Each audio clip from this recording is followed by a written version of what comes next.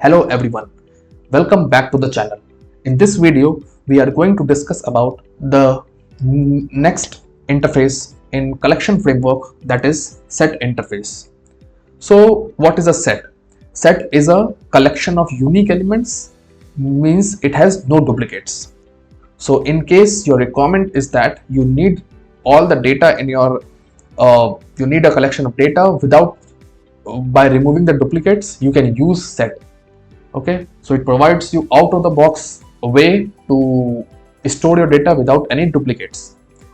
Now there are three implementations of set.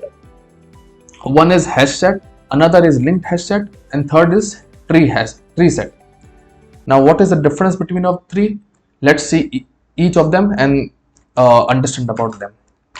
So first one we will discuss is HashSet. So HashSet is unordered set. What it means that when you insert the element in the hash set, the order of the element, the order of insertion is not maintained. Okay, is not guaranteed. It can be anything. Okay, so therefore it doesn't support indexing. So let's create first the set of integer. Let's create set equal to new hash set. Okay, now let's add some elements. Let's add 1, let's add 3, let's add 10, and let's add 5. Okay, so I've added the 4 elements, and let's see, let's print this set. Okay, so you can see we get 1, 3, 5 and 10. Now the order of insertion was 1, 3, 10 and 5. The order of storing in the set is 1, 3, 5 and 10. Okay, so this is what is called as unordered set.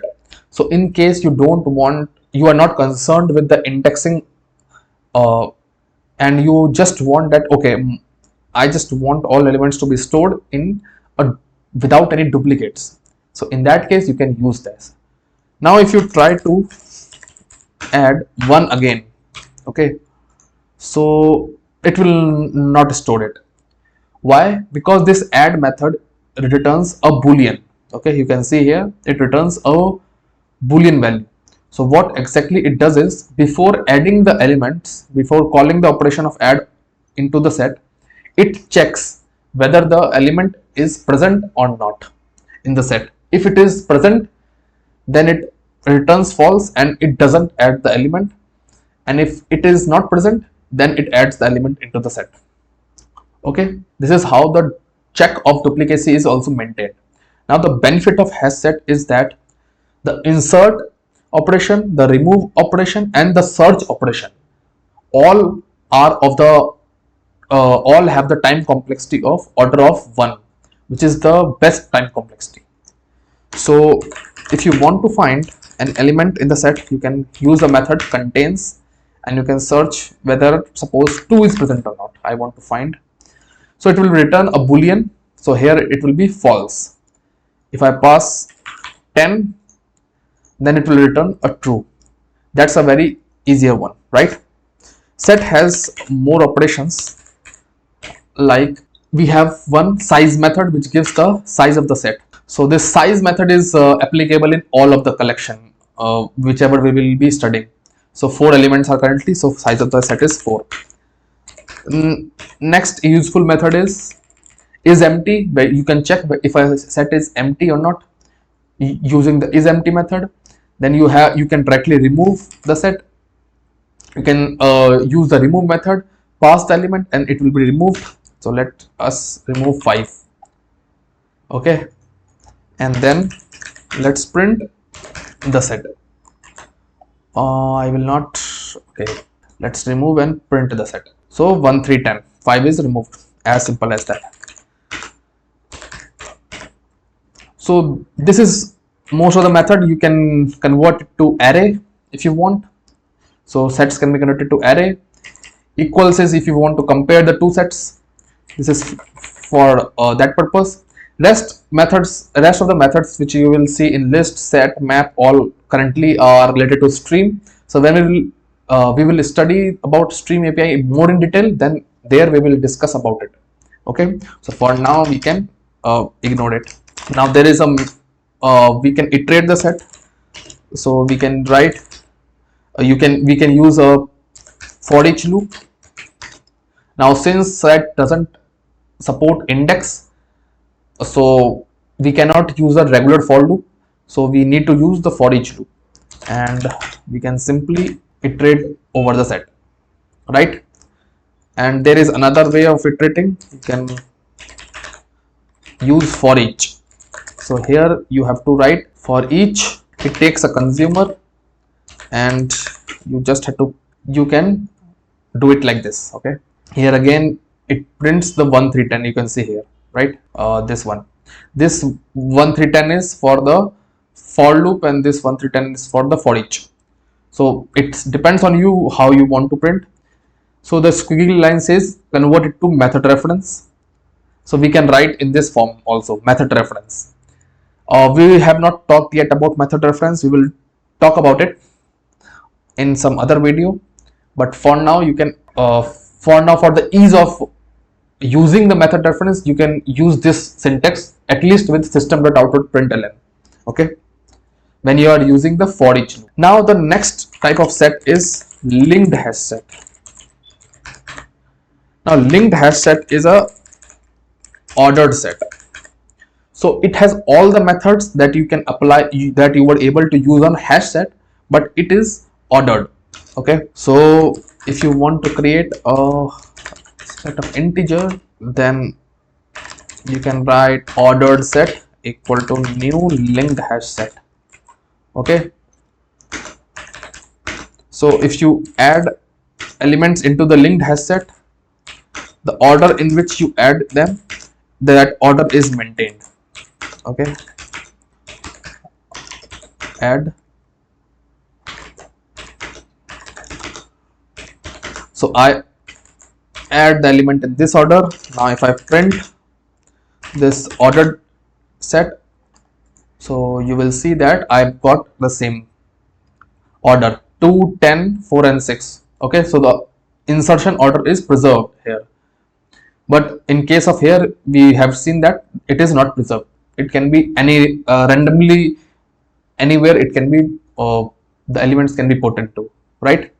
And rest of the methods on the linked hash set are the same. If you see here, all the methods are same: remove, size, contains, add, okay, is empty, remove, to array. So all are same as hash set. Now it doesn't support index still, because internally it uses the linked list implementation to implement this ordering of the set. So in most of the cases we are using the hash set. Okay, we are not using the linked hash set. In case you want the order of the set, if it is important for you, you can go with linked hash set. So it depends on use cases. Now the next one is tree set. So this tree set is also known as sorted set. Sorted set means by default the order in which you insert the element, it sorts them accordingly. Okay, so basically if you want to know in detail how it is done, then I can say that it implements a binary search tree. Okay, BST behind the scene, through which it maintains the order. Okay, we'll learn about all those things a bit later. Here I just want to get the concept to you. Okay, now here, rather than using the set interface, we use another interface known as navigable set interface, because it provides this navigable set interface extends the sorted set interface, which extends the set interface. So ultimately set interface is the parent interface, but navigable set interface has some extra methods which is more useful when we are dealing with the tree set. So I create this, and let's say sorted set. Okay, sorted set equal to new tree set. Now by default, suppose we are using integer, so the natural order is maintained. So in case of integer, the natural order is ascending order. In case of strings, if we use, then the natural order will be the alphabetical order, right? Or the way the words are stored in the dictionary, that order, right? If we use a custom class, then we have to define our own order by using the uh, comparable interface. So once we understand about comparable interface, comparator and comparable, we will see how those things are done. But for now, in case of integer, it will store in whichever order we insert, all the integer will be ultimately sorted in the ascending order. So let's see. So add, suppose I first add 21, sorted set dot add 100, and then sorted set dot add 1, okay, and then sorted set dot add 31. Now if I just print the sorted set, so you can see the order in which the elements are inserted is the sorted order, the ascending order. Now if you want to change this order and want to make it descending, then here in the constructor you have to pass comparator dot reverse order. Okay, using this we can change the order. So if we now run the set, it will be in the descending order. So it is 100, 31, 21 and 1. For now you understand that this comparator dot reverse order is the way to change the order. For this comparator, we will definitely have a video on it and we will understand it in detail, right? Now it has some methods. So all the methods that are given in the set interface that we were able to use in the HashSet and LinkedHashSet are useful here also. There are some extra methods which might be useful when you are dealing with TreeSet. So let's see those. First is HashSet. Okay, now HashSet returns a set which contains or all the elements which is less than equal to the given element. So suppose here 21, 100, 1 and 31 are given, right? I pass 31, suppose. Okay, now you will see what is returned. So all the elements that are greater than 31 is returned. So 100 is only greater than here 31.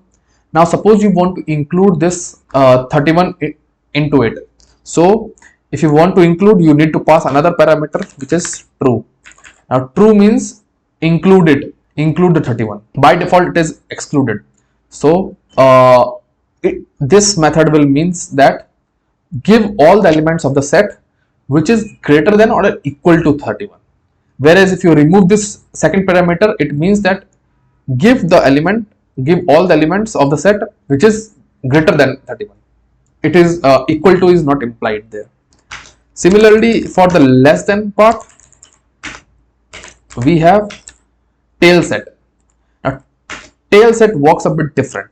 Suppose if you pass 31 here, so by default here 31 by default this method means that give all the elements of the set which is less than or equal to 31.